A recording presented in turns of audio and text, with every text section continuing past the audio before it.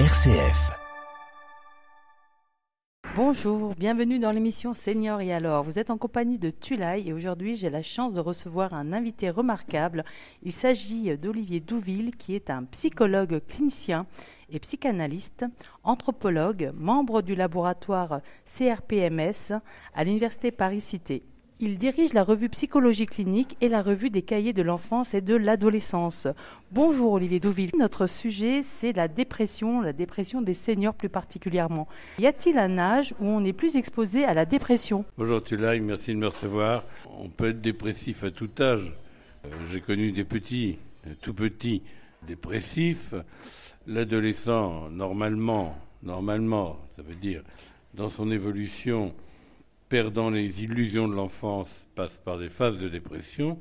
Mais centrons ma réponse sur la question des seniors. Oui, les seniors sont davantage exposés à ce qu'on appelle la dépression. Peut-être faudrait-il s'entendre quand même sur ce mot de dépression, parce que c'est un mot qui est un mot un petit peu passe-partout.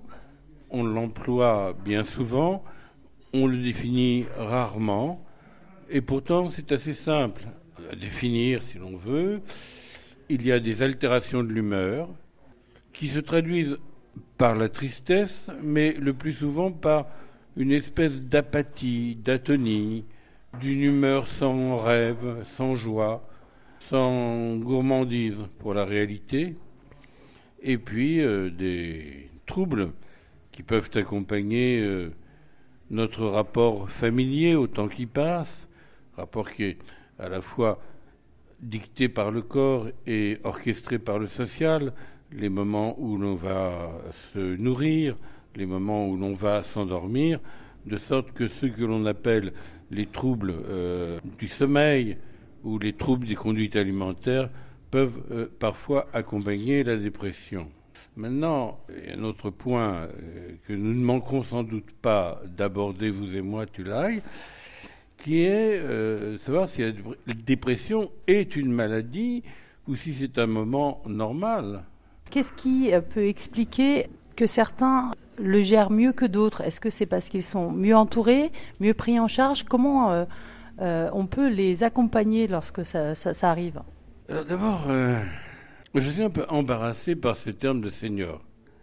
Je ne sais pas si ça veut dire vieux, et si ça veut dire retraité, si ça veut dire grands-parents, si ça veut dire isolé, si ça veut dire entouré. Donc c'est un terme qui est à la fois désigne un âge de la vie. Alors quand le situer passage à la retraite, bon, je sais pas, ça me semble pas très juste. Je pense normal d'être à la retraite relativement tôt, mais je vois des gens qui sont à la retraite, ils prennent pas un coup de vieux pour autant.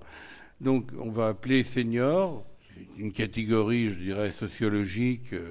Moi, ça me concerne pas tant que ça en tant que thérapeute, psychothérapeute, psychanalyste, peut me concerner en tant qu'anthropologue. Permettons de dire que ce sont les personnes qui sont en risque de prendre ce qu'on appelle un coup de vieux. Oui, très bien, merci pour cette précision. Et effectivement, bon, moi, quand je parle de seniors, c'est les personnes qui sont à la retraite et qui se retrouvent souvent isolées, en fait, ou seules avec encore leur compagne ou leur compagnon. On sait bien que l'isolement des seniors est un vrai sujet et qu'ils peuvent être justement peut-être plus exposés que d'autres à la dépression. Voilà, c'est bien parce qu'on avance, on précise, on se rend compte à vous entendre que vous dites très clairement que senior, c'est pas simplement un âge de la vie, mais une condition à laquelle on vit cet âge, et que vous définissez par l'isolement, par la solitude. Isolement et solitude, ça veut dire au moins deux choses. D'une part, une perte des liens, d'autre part, une perte de l'envie de nouer des liens. Une chose différente. Perte des liens, bah oui. Il y a un âge de la vie, disons à partir de 65, 70 ans, n'est-ce pas, où on voit disparaître, on voit mourir des gens qui ont compté. Ses parents, si on les a encore conservés à cet âge-là, des amis plus âgés ou des amis malades, ou, comme c'est mon cas, ceux qui m'ont apporté beaucoup en m'enseignant, en me guidant dans les débuts, les premiers pas de ma vie professionnelle. Et bien sûr, ça ne concerne pas que le psychanalyste que je suis. Je crois que c'est un âge où les deuils sont fréquents.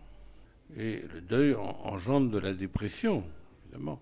C'est une perte, c'est évident de dire ça. Et la dépression, c'est aussi la réaction psychique à la perte. C'est-à-dire que chaque deuil nous confronte à l'idée qu'on reste vivant, c'est-à-dire mortel. Voilà, des choses qui ne sont pas agréables à rencontrer en face, mais sur lesquelles il serait absolument déplacé que je n'intervienne pas. Les patients que vous recevez, vous en avez qui sont dans cette situation-là ? Concernant les patients que je reçois, oui, moi je reçois à tout âge. J'ai même des mamans enceintes qui viennent me parler. Je peux dire donc que je reçois un couple avec un qui n'est pas encore venu au monde, mais enfin qui s'y prépare. Maintenant, oui, il y a une demande. Il y a une demande d'écoute très importante chez des gens dont je situerais la fourchette d'âge, pas la moyenne, la fourchette d'âge entre 65 et 75 ans, qui sont des personnes qui sont dépressives, alors avec tout ce que cela comporte, jusqu'y compris cette pointe de la dépression dont nous n'avons pas encore parlé, vous et moi, à savoir le sentiment de ne pas valoir grand-chose, ou de ne plus être utile, et qui ont le désir d'en parler à un psychanalyste. Alors, évidemment, c'est particulier, parce qu'on pourrait se dire, pourquoi ils ne se contentent pas d'aller voir un toubib, un médecin, qui prescrirait des antidépresseurs. La réponse à cela intègre plusieurs facteurs. Il y a aussi des gens qui sont sous antidépresseurs et qui viennent me voir, mais généralement, ils ne prennent plus d'antidépresseurs. C'est le fait que les antidépresseurs, si ça enlève l'affect désagréable de la tristesse, ça enlève aussi beaucoup d'affect. Et on se retrouve un petit peu comme devant un serpent qui se mord la queue, puisque la dépression n'est pas que la tristesse, c'est l'absence d'émotion. Si l'on mange des choses, des médicaments, il faut parfois les prendre, bien sûr. Mais si on mange des médicaments qui suppriment toutes les émotions, eh bien, finalement, la dépression est là dans son aspect d'apathie, d'atonie, tout ça. Ah, c'est le préfixe qui veut dire sans, sans pathos, sans capacité de ressentir des émotions vives. Je crois que c'est ça que viennent me demander les gens, la capacité de retrouver goût à l'émotion. Pas nécessairement aux grandes choses. Je ne vois pas pourquoi on accablerait tous les seniors en leur demandant de sauver la planète ou de sauver l'humanité, ou pourquoi de repeindre la chapelle Sixtine. Enfin, je pousse un peu. Mais ils viennent me voir pour retrouver ce petit bonheur de la vie quotidienne dont parlent avec tant de subtilité les écrivains, de luxe ténu de la sensation qui s'attache aux détails ordinaires qui font le prix d'une vie. Voilà ce qu'ils veulent retrouver. Vous parlez d'écriture, vous avez sorti un livre qui s'appelle La psychanalyse du temps de Freud dans le monde, qui est sorti en 2023. Est-ce qu'on y retrouve des éléments justement de réponse là-dedans ? On y retrouve beaucoup de choses. C'est une chronologie, c'est un livre fait dans les 500 pages. Je ne vais pas en parler directement, mais ce n'est pas tout à fait hors sujet, vous avez parfaitement raison. Il y a eu des réactions dépressives chez Freud, évidemment, liées aux circonstances de l'époque. Au fond, c'était un homme de ce qu'on appelle la Mitteleuropa, un immigré juif. Ses parents avaient quitté leur terre natale de Galicie et qui se voulait un homme de la Renaissance européenne du XIXe siècle et qui fut un pionnier. Et ses idéaux, la guerre de 14-18, la montée du fascisme, l'hostilité de l'Église aussi. Ces idéaux ont été piétinés par l'histoire. D'autre part, il souffrait lui-même d'une maladie évoquant un cancer de la mâchoire, même si le terme exact n'est pas celui-là, qui le faisait énormément souffrir et lui rendait souvent pénible d'avoir à prendre la parole, puisqu'il a expédié sa fille Anna Freud de recevoir le prix littéraire, le prix Goethe, en 1930 à Francfort-sur-le-Main, étant dans l'incapacité non seulement de se mouvoir, mais de prononcer un discours de réception.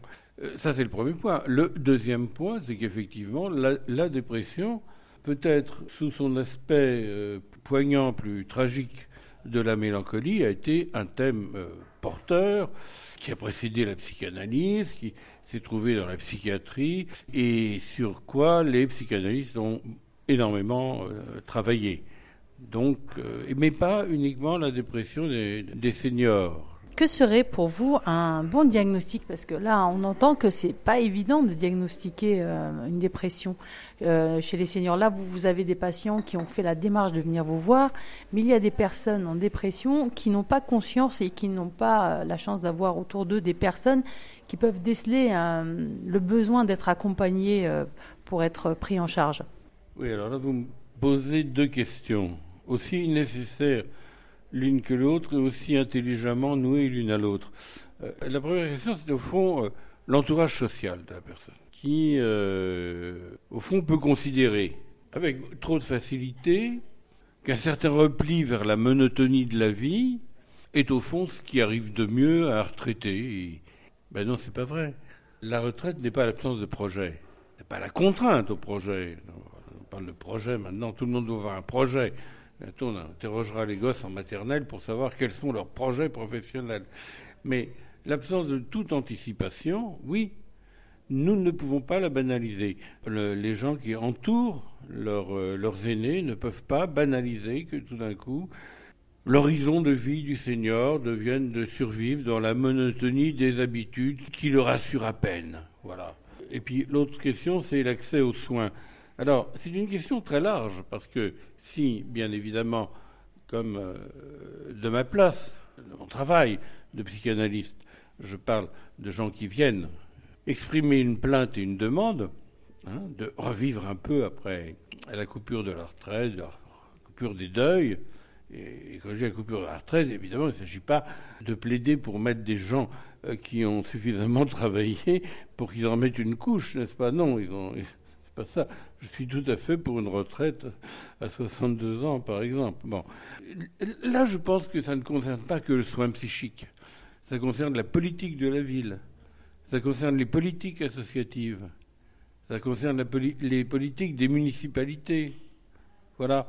Vous savez, ce serait quand même terrible que les personnes âgées soient condamnées à une dépression sans interlocuteur, ou alors, sinon, c'est le psychanalyste. Non, le soin n'est pas que médical. Il s'agit d'un soin humain, d'un soin citoyen. C'est la priorité. Donc c'est l'affaire de tous, la dépression des seniors, mais la dépression en général, effectivement, c'est l'affaire de tous. Merci beaucoup, Olivier Douville, de nous avoir accordé cette interview. Donc c'est une vraie joie d'avoir pu échanger avec vous sur RCF Cœur de Champagne. Je vous dis à bientôt. Mais bien sûr, à bientôt. Et je crois que le mot de la fin, c'est vous qui l'avez eu. La dépression des seniors, c'est aussi, d'une certaine façon, la dépression d'une société qui ne sait pas être solidaire entre ses générations.